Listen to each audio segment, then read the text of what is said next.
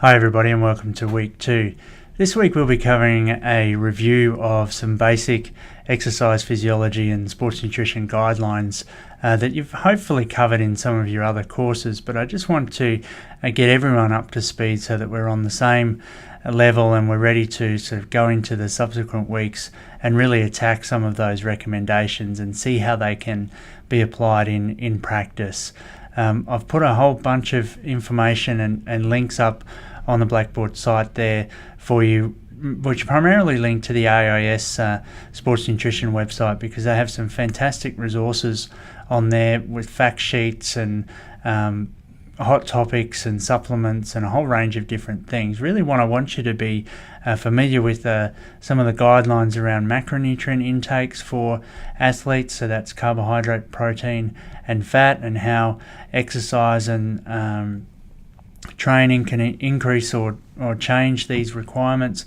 And also want you to be familiar with some of the key micronutrients that are of which the requirements are elevated for those who are exercising a lot, and you'll see key things like iron and vitamin D listed in there.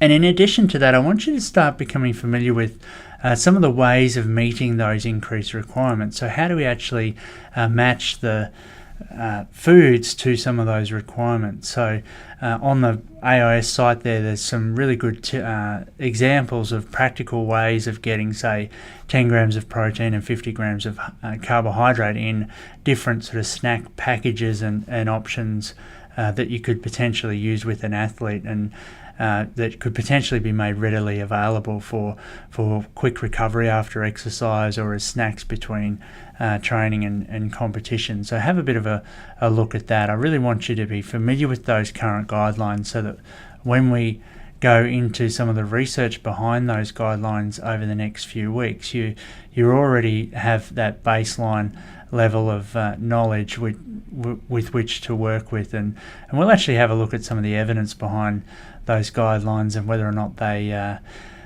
perhaps a little bit justified or not so justified in some of their recommendations. Certainly some of the science is very strong, but some of it is a little bit weak, and we'll have a look at that in some detail.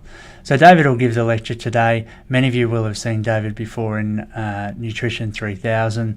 I'm sure you'll enjoy his lecture. I've certainly been to a few of David's lectures before, and they are really interesting and insightful and engaging, and I'm sure you will appreciate having him for this particular week. So I'll be back next week, and I'll look forward to catching up with you then when we're looking at carbohydrate requirements for endurance sports.